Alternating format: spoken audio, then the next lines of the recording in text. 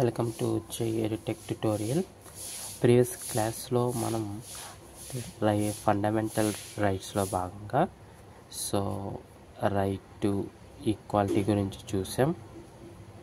అలాగే right to freedom గురించి చూసాం. టుడే క్లాస్లో మనం రైట్ అగైనెస్ట్ ఎక్స్‌ప్లాయిటేషన్ అనే దాని గురించి చూస్తాం. రైట్ అగైనెస్ట్ ఎక్స్‌ప్లాయిటేషన్ అంటే ఏంటి? దీంట్లో మనం టూ ఆర్టికల్స్ ఉంటాయి. ఒకటి ఆర్టికల్ 23 అండ్ ఆర్టికల్ 24. ఆర్టికల్ 23 ఏం చెప్తుంది, ఆర్టికల్ 24 ఏం చెప్తుంది? ఈ వీడియో చాలా చిన్న వీడియో, చెప్పుకుందాం. ఆర్టికల్ 23 ఏం చెప్తుందా అంటే prohibition of traffic in human beings అంటే మానవ అక్రమ రవాణా. ట్రాఫిక్ అంటే అక్రమ రవాణా. Prohibition of traffic in human beings and forced labour అంటే ఏంటి? ఫోర్స్డ్ అంటే బలవంతమైన లేబర్ అంటే పని చేయించుకోవడం. దానికి ప్రొహిబిషన్ అంటే అగైనెస్ట్ అన్నట్టు.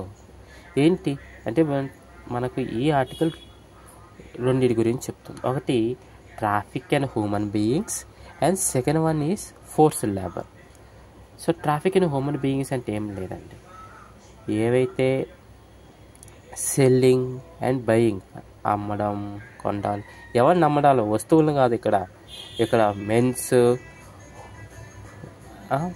మెన్స్, ఉమెన్స్, చిల్డ్రన్స్, ఎవరైతే వీళ్ళు ఉంటారో వీళ్ళని అమ్మడాలు, కొనడాలు చేయకూడదు. ఇది మానవ అక్రమ రవాణా అవుతుంది.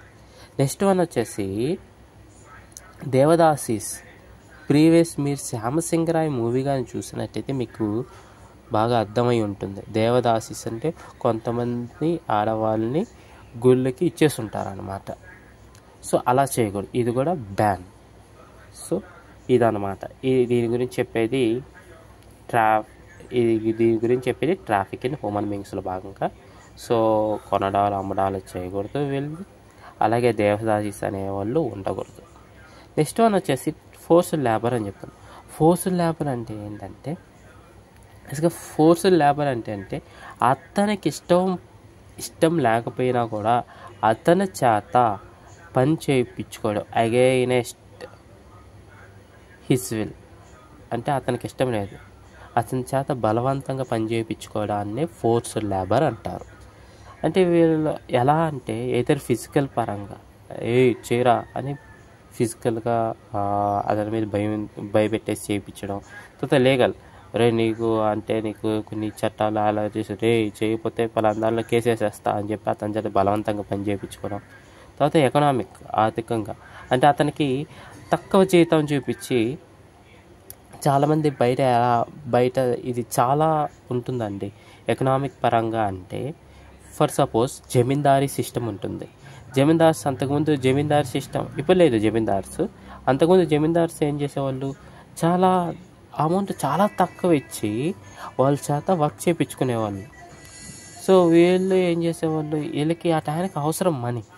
1 సంవత్సరానికి 2 సంవత్సరాలకి తగ్గ అమౌంట్ తీసేసుకునేది. ఆ సంవత్సరం 2 సంవత్సరాల తగ్గ పని అనేది చేసుకునేది, దానికి తగ్గ అమౌంట్ ఇచ్చేదిలే. చాలా తక్కువ అమౌంట్ చేయించుకునేది. అది బ్యాన్, అలా చేయకూడదు.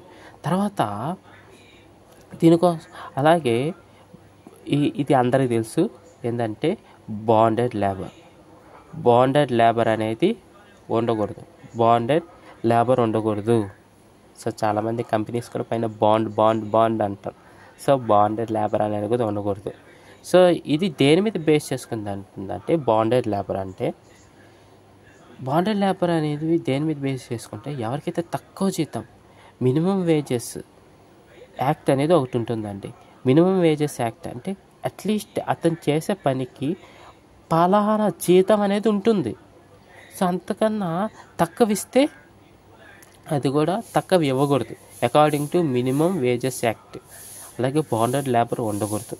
అంటే మీకు కొన్ని డౌట్ రావచ్చు, సార్ ఇప్పుడు బయట చాలా కంపెనీస్ బాండెడ్ లేబర్ అంటున్నారు, సో బాండెడ్ ఒక 2 years 3 years అంటున్నారు సార్, అదేంటంటే ఎస్ బాండెడ్ అది మన ఇష్టం, చేయాలా చేయకూడదు అనేది మన ఇష్టం. అయితే రీసెంట్గా ఒక కేసు అనేది జరిగింది. సో ఏం కేసు అంటే అతను ఒక 2 years బాండ్ పెట్టుకొని అతను రీసెంట్గా కంపెనీ చేంజ్ అవ్వాలనుకున్నారు. 1 year లోపలే అతనికి 2 years బాండ్, బట్ అతను 1 year చేంజ్ అవ్వాలనుకుంటున్నారు. సో 1 year అంటే కంపెనీ కొన్ని కండిషన్స్, ఏదో నువ్వు 1 lakh పే చేసి చేయి, లేదంటే 2 years వర్క్ చేయంటారు.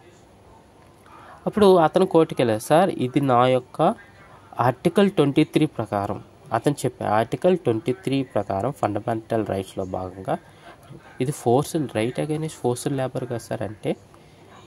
అప్పుడు సుప్రీంకోర్టు అడిగింది ఆ కంపెనీస్ని, ఏమయ్యా ఇది కరెక్టేనా, ఇప్పుడు బాండెడ్ లేబర్కి అగైనెస్ట్ అంటే. అప్పుడు కంపెనీస్ ఏం చెప్పాయంటే, సార్ ఇది బాండెడ్ లేబర్ కింద కాదు సార్, మేము అతని మీద ఇంచుమించు 1 year పాటు అతనికి మేము ట్రైనింగ్ ఇచ్చాం సార్, మా ఓన్ రిసోర్స్ అంటే మా ఓన్ ఖర్చుతో అతనికి 1 year ట్రైనింగ్ అయ్యింది సార్, అతని కోసం 1 lakh వరకు ఖర్చు అయింది.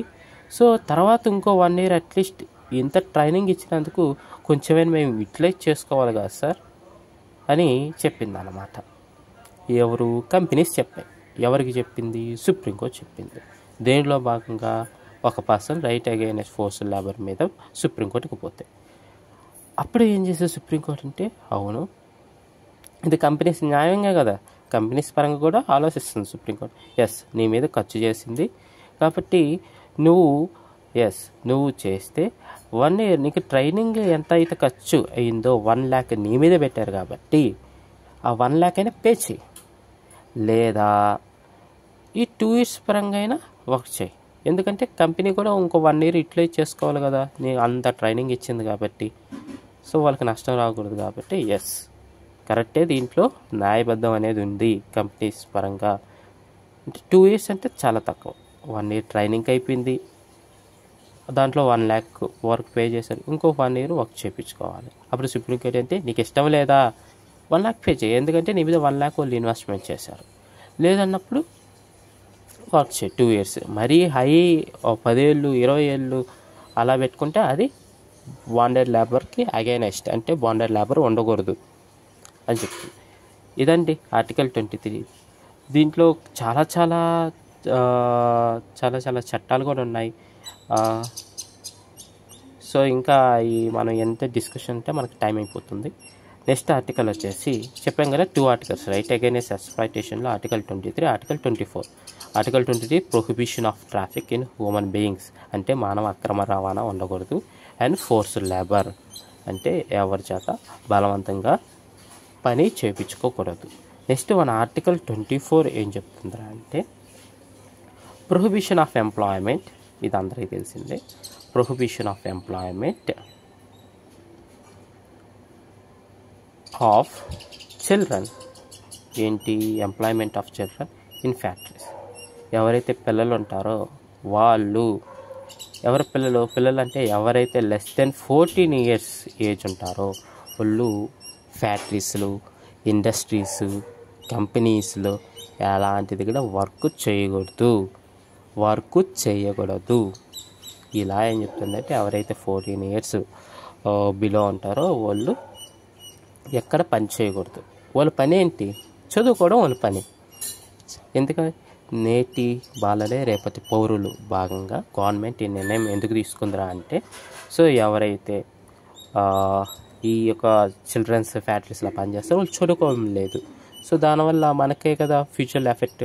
కాబట్టి ఎవరి ఫ్యాక్టరీస్, ఇండస్ట్రీస్, రైల్వేస్ అలా చిన్నపిల్లలు ఎవరైతే వర్క్ చేస్తారో వర్క్ అలా చేయకూడదు అనేది చెప్తుందన్నమాట. తర్వాత ఏమైందంటే ఇది కొంతమంది అంటే స్టార్టింగ్లో ఎలా చెప్తుందంటే only factories, industries, mines, so ఆ కంపెనీస్లో చేయకూడదు. తర్వాత ఇన్నోసెన్స్, తర్వాత హార్మ్లెస్ వర్క్, అంటే ఇన్నోసెంట్ వర్క్ అంటే మరి హార్మ్లెస్ వర్క్, అది హార్మ్ అంటే ఎలాంటి ఇబ్బంది లేని వాటిలో వర్క్ చేసుకోవచ్చు అని ఉన్నింది స్టార్టింగ్లో. తర్వాత దీన్ని కూడా తీసేశారు. అంటే నువ్వు నువ్వు టీ షాప్లో అయినా కానీ హోటల్లో అయినా కానీ ఎక్కడ నువ్వు వర్క్ చేయకూడదు, నీ పని చదువుకోవడం అంతే. తర్వాత సార్ ఒకవేళ వాళ్ళ చేత వర్క్ చేపిస్తుంటే ఏం చేయాలి? వర్క్ చేపిస్తుంటే వాళ్ళకంటూ కొన్ని చట్టాలు ఉన్నాయి. చైల్డ్ లేబర్ యాక్ట్ అనేది ఒకటి ఉంటుంది. చైల్డ్ లేబర్ యాక్ట్ ఏం చెప్తుంటే ప్రొహిబిషన్ అండ్ రెగ్యులేషన్ యాక్ట్ అని 1986లో తీసుకురావడం. ఈ చట్టం ప్రకారం ఎవరైతే పిల్లలు వర్క్ చేస్తారో, ఎవరైతే వాళ్ళ చేత చేయించుకుంటారో వాళ్ళ మీద కేసు వేయచ్చు, వాళ్ళ మీద కేసు పడుతుంది. వాళ్ళకి పెనాల్టీ ఇంచుమించు 20,000 వరకు పెనాల్టీ పడుతుంది, 20,000 వరకు జైలు శిక్ష కూడా ఉంటుందండి. సో వాటికో 1996లో ఒక సుప్రీంకోర్టు ఏం చెప్పిందంటే, ఎవరైతే ఇలా పెనాల్టీస్ ఉంటుందో ఒక వెల్ఫేర్ ఫండ్ క్రియేట్ చేయండి. ఒక వెల్ఫేర్ ఫండ్, వీళ్ళు ఎవరైతే పెనాల్టీస్ అయిందో ఆ పెనాల్టీ అమౌంట్ మొత్తం దీని కిందకి వస్తుంది. ఈ ఫండ్ అనేది మనకు వాళ్ళ యొక్క ఎడ్యుకేషన్కి, వాళ్ళ యొక్క హెల్త్కి, వాళ్ళ యొక్క న్యూట్రిషన్కి యూజ్ చేయండి అని సుప్రీంకోర్టు 1996లో చెప్తుందన్నమాట. సో అలాగే చైల్డ్ లేబర్ యాక్ట్ ఉంటుంది, మైన్స్ యాక్ట్ ఉంటుంది, adolescent labour prohibition and regulation act ఉంటుంది. చాలా యాక్ట్స్ ఉంటాయి. మనకి ఇంపార్టెంట్ చైల్డ్ లేబర్ యాక్ట్. అలాగే ఇదంతా గమనియాలి కదా, వీళ్ళు చేస్తున్నారు, ఇదంతా వీళ్ళకంటూ ఒక రెగ్యులేషన్ బాడీ ఉండాలి కదా. సో దానికోసం మనకు తెలిసిందే national commission for protection of child అనేది ఒకటి ఉంటుంది. ప్రొటెక్షన్ ఆఫ్ చైల్డ్ అనేది ఒకటి ఉంటుంది అన్నమాట. Not only national commission, state commission కూడా ఉంటుంది. నేషన్ అంటే సెంట్రల్లో ఫామ్ చేస్తుంటే నేషనల్, అదే స్టేట్లో ఫామ్ చేస్తుంటే స్టేట్ కమిషన్ ఉంటుంది. వీళ్ళు ఏం చేస్తారు, ఇదొక కమిషన్, ఇదొక బాడీ, ఇది చూస్తూ ఉంటుంది ఎవరైతే పిల్లలు చదువు బలవంతంగా వర్క్ చేయించుకుంటారు లేదా, ఎందుకంటే వాళ్ళు బలవంతంగా వర్క్ చేయించుకోకూడదు. ఇదండి రైట్ అగైనెస్ట్ ఎక్స్‌ప్లాయిటేషన్లో భాగంగా మనం 2 ఆర్టికల్స్ చెప్పుకుంటాం. ఒకటి prohibition of traffic in human beings, second one వచ్చేసి prohibition of employment of children and in factories. Thank you.